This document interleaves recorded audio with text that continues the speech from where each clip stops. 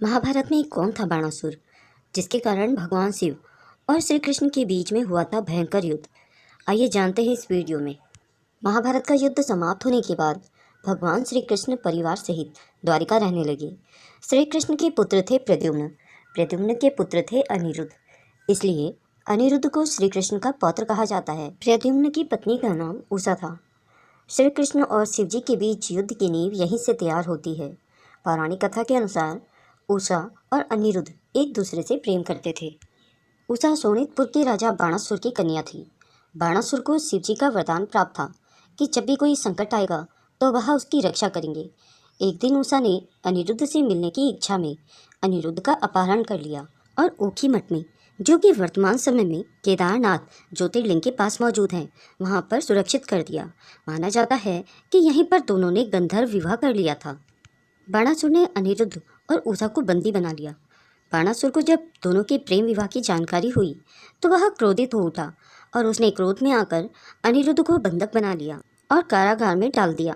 दूसरी तरफ जैसे ही अनिरुद्ध के बंदी बनाए जाने की सूचना भगवान श्री कृष्ण को हुई तो उन्होंने सेना लेकर तुरंत बाणासुर के राज्य पर आक्रमण कर दिया। श्री कृष्ण की सेना को देखकर बाणासुर के राज्य में हलचल मच गई। बलराम, प्रद्युम्न, सात्यकी, गदा, सांब, सर्ण, उपनंदा, भद्रा आदि भगवान श्री कृष्ण के साथ थे। बाणासुर ने शिव को याद किया। विशाल सेना को देखकर बाणासुर समझ गया कि युद्ध भयंकर होगा, इसलिए उसने भगवान शिव का ध्यान लगाया और रक्षा करने के लिए कहा।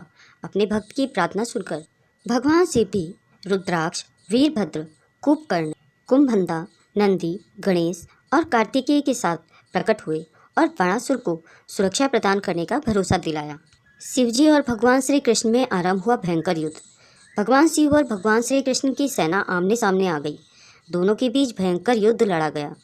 किसी की भी सेना कम नहीं पड़ रही थी। युद्ध में देखते ही देखते श्री कृष्ण ने बाणासुर के हजारों सैनिकों को एक ही बार में मौत की नींद सुला दी। इससे बाणासुर परेशान हो गया। शिवजी से बाणासुर ने पुनः प्रार्थना की। इसके बाद शिवजी और श्री कृष्ण के बीच सीधा युद्ध आरंभ हो गया। दोनों तरफ से विध्वंसक अस्त्र शस्त्रों का प्रयोग किया गया। यहाँ तक कि इस युद्ध में शिव ने पाशुपतास्त्र और श्री कृष्ण ने नारायण अस्त्र का भी प्रयोग किया। इन अस्त्रों से चारों तरफ तेज अग्नि दहकने लगी। इस युद्ध में श्री कृष्ण ने एक ऐसे अस्त्र का प्रयोग किया जिससे भगवान शिव को नींद आ गई।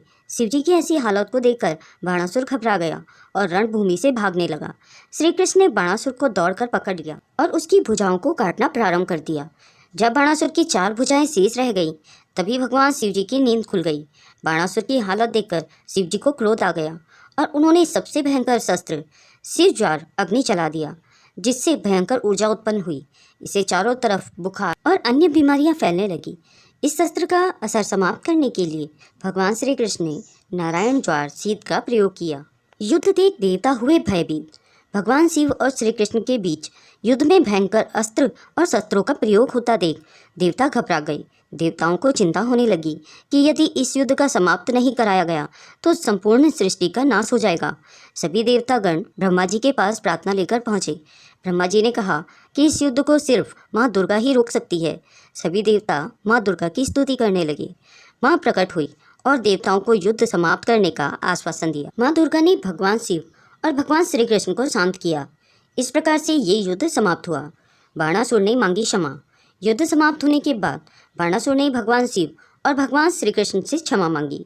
बाणासुर ने कहा उसकी वजह से दोनों के बीच युद्ध हुआ, इसलिए वह आत्मग्लानि से भर गया है। बाद में बाणासुर ने अनिरुद्ध और उषा का विवाह करा दिया। दोस्तों, यह वीडियो आपको कैसी लगी, यह आप कमेंट बॉक्स में ज़रूर बताइए। अगर आपको यह पसंद आई हो तो इसे अपने दोस्तों में शेयर ज़रूर करें। अगर आप मेरे चैनल में नए हैं तो इसे सब्सक्राइब करें। आगे मिलते हैं ऐसी ही रोचक कथा के साथ। वीडियो को पूरा देखने के लिए आप सभी का बहुत बहुत धन्यवाद।